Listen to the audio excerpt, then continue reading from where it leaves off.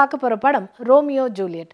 ஜெயம் ரவி, ஹன்சிகா, பூனம் பாஜ்வா நடிக்க இவங்க கூட வம்சி கிருஷ்ணா, ஸ்ரேயா குப்தா, விடிவி கணேஷ் இன்னும் சிலர் நடிச்சிருக்காங்க. சவுந்தரராஜன் ஒளிப்பதிவுல டி இமான் இசையில இந்த படத்தை இயக்கியிருக்காரு லக்ஷ்மண், தயாரிச்சிருக்காரு நந்தகோபால். இந்த படத்துடைய கதை, ஹீரோ ஜெயம் ரவி பல சினிமா நடிகர் உட்பட பெரிய பெரிய விஐபிக்களுக்கு ஜிம் கோச்சா இருக்கிறாரு.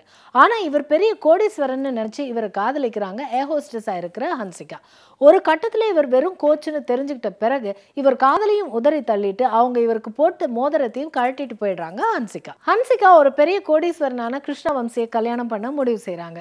ஆனா ஜெயம் ரவி ஹன்சிகா கிட்ட ஹன்சிகாவை விட ஒரு அழகான பெண்ணை தனக்கு பார்த்து கல்யாணம் செஞ்சு வச்சா ஜெயம் ரவி ஹன்சிகாவை மறந்துடுவேன்னு ஹன்சிகா கிட்டே சொல்றாரு. இல்ல, நான் கிருஷ்ணா வம்சி கிட்ட இவங்களை பத்தின உண்மையை சொல்லிடுவேன்னு மிரட்டுறாரு. பல பேர்கள் கிட்ட பேசி முடியாமல் போக இறுதியில பூனம் பாஜ்வா ஜெயம் ரவியை கல்யாணம் பண்ணிக்க ஒத்துக்கிறாங்க. இதற்கிடையே கிருஷ்ணா வம்சியோட கோடீஸ்வர வாழ்க்கை ஹன்சிகாவை அடிமைப்படுத்துது. இந்த சூழ்நிலையில ஹன்சிகா எடுக்கிற முடிவு என்ன அப்படிங்கறதா இந்த படத்தோட மீதிக்கா. ஹீரோ ஜெயம் ரவி ஒரு ஜிம் கோச்சா எளிமையான தோற்றத்துல யதார்த்தமா நடிச்சிருக்காரு.